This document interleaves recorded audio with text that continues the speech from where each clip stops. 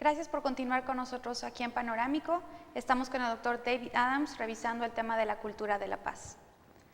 Dr. Adams, we were just talking about how gender equality could be an answer to try to reach that culture of peace. How can we work towards that? I think there are many organizations and individuals, and also the United Nations now, that has put a priority on women to give equality to women. One good example now is the peacekeeping missions of the United Nations. It's well known that when the peacekeepers go into countries for these missions, that there's a lot of rape. But when you have women soldiers, and women officers especially, that doesn't happen. And it's been very interesting. In West Africa recently, the UN peacekeepers were in West Africa and they brought in women officers with the military. And the women were interviewed afterwards and said this is a completely different kind of war when it's women that are bringing peace to us and not the men. And this is just one example of many. Obviously, just having women in power is not enough, because you have many women in power who make war just as well as men. After all, women are quite capable of making war. But the more this happens, the more it's a contribution to the culture of peace. But you are mentioning so many elements that at the end they're intertwined. That's right. You're mentioning, for example, education. And if we have a country that is educated, we are less prone to this culture of war. But how do we link, for example, this gender equality to education in countries where education is still segregated, where men are the ones that go to school and women have to stay back and work? How do we start connecting the dots to finally reach this circle that would allow us to move to culture of peace? Well, let me back up a little bit to the culture of war. In any given time, the culture of war is managed primarily by the most powerful states. So I remember, for example, in this regard, we had a meeting with the African delegations at UNESCO to talk about the culture of peace. And a couple of the African ambassadors said, you know, they always say that Africa is a continent of wars. But the real culture of war is in the north. Ask yourself 3 questions. Where do the weapons come from? Where do the violent television programs come from? And where are the decisions made that decide the terms of trade for our products? And then you will know where the culture of war comes from. So it's true that women do not have equality in Saudi Arabia or in Afghanistan. And women have more equality, let's say, in the United States or in Western Europe. But don't think that that's a culture of peace just because of that. Obviously, in a country like Mexico, it's a big struggle for equality of women. But it belongs with all of these other struggles. And it's not the case that, let's say, in a country like Saudi Arabia or Afghanistan, where women are not allowed to have education, that it's not necessarily that they are more culture of war than, say, Europe or the United States. It's just simply part of this complex.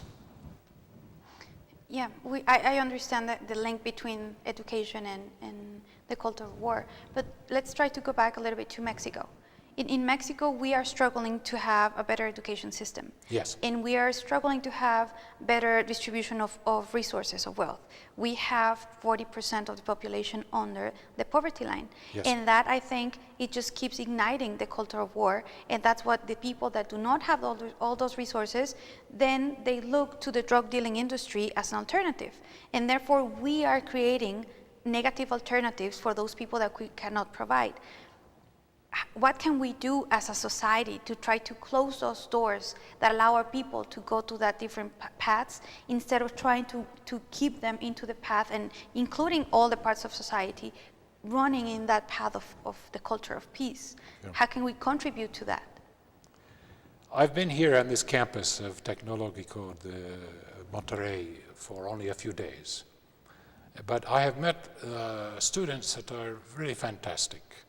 I think you were showing some model of education here for culture of peace. Now it's true, you're a rich school, And so you can afford for your students to go to live in other countries and to learn other languages and to become citizens of the world. And certainly here it's clear that the young women are every bit as equal as the men in terms of how well they are doing. So in some way you're a model. But what I see, which is very interesting, is that these students take an obligation now to work in the community. So I have met your students who are working with ONGs or with the mayor's office to develop good education for all the people of Mexico. I think this is very good the way you're doing it. As for the drugs, you have to ask yourself, what is the demand? And the demand is from the United States. And until the United States no longer brings in drugs and demands the drugs, there will always be a drug problem. The problem is in Washington. I'm sorry to say this. It's not in Mexico City. Another element, and I'm trying to recover all those elements you talk about for the culture of peace, is the control of the media, the free flow of information that a country may or may not have. And we all know that sometimes the media is a monopoly of either the government or private industries, and they control what is said, what is shown, and that also programs the society to receive certain information and to transform that information into actions. But we also know that you are the founder of a very important network that is called CPNN, Culture of Peace News Network. What is CPNN? We started this when I was working at UNESCO, and we said, we already have CWNN, the Culture of War News Network. You call it CNN for short. But anytime there is a war anywhere in the world, immediately CNN is there with their cameras and their reporters and their background. They already have the background already prepared before the war begins, because war is what they like to talk about. And although I like to watch Al Jazeera, it's still the same thing. It's all about wars. And that's what is told to us, that is the news. In the New York Times, at the top of the New York Times, it says, all the news that's fit to print. What does that mean? Who decides what is fit to print? So we decided, okay, there already are many news systems for the culture of war. Let's make a news system just about what people are doing for a culture of peace. So this is an internet site. We don't have money for television and for radio. It's just an internet site called CPNN, where we simply put in all the news of what people are doing positively for a culture of peace. And in fact, one of your students has been writing some articles for CPNN. She wrote an article about an initiative that was here in Guadalajara during the Pan American Games. It was called, what was it called? Well, I forget for the moment. It was an interesting initiative, kind of like an ONG, but developing the community at the time of the Games. So the way it works is people write about the positive aspects of society. Yeah. Probably, I don't know, things that NGOs are doing or things that governments are doing, but everything is targeted trying to show the positive side of society. Yeah. Am I correct? That's correct. And do you think that has a direct impact on how society is perceived? In the long run, I think so. In the short run, it's difficult to say. But I see, wherever I travel in the world, more and more consciousness. People say, we need another way. We have tired of the culture of war. We need another way. We don't know how to do it, and so people are interested to see how other people are doing things. What are they doing in Bangladesh? What are they doing in Japan? What are they doing in Senegal? What are they doing in France? And of course, what you are doing in Mexico. And by changing or trying to connect all these people, the culture of peace is strengthening. That's right. It's connecting. And people are learning from each other what they do. What they do. And how does it work? How many people you have, or how many young people work?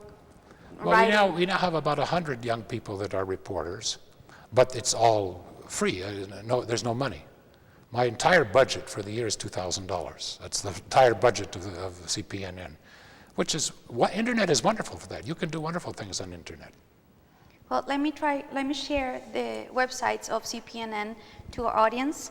If you want to know a little bit more about the culture of peace, please visit www.culture-of-peace.org. And if you want to... info. Did I write it wrong? Info, yeah. I wrote it wrong. Info. I'm sorry. Good. We'll pass it on. And the other website to visit CPNN is www.cpnn-world.org. Please visit those websites and you'll find a little bit more. We'll be just back with Dr. Adams.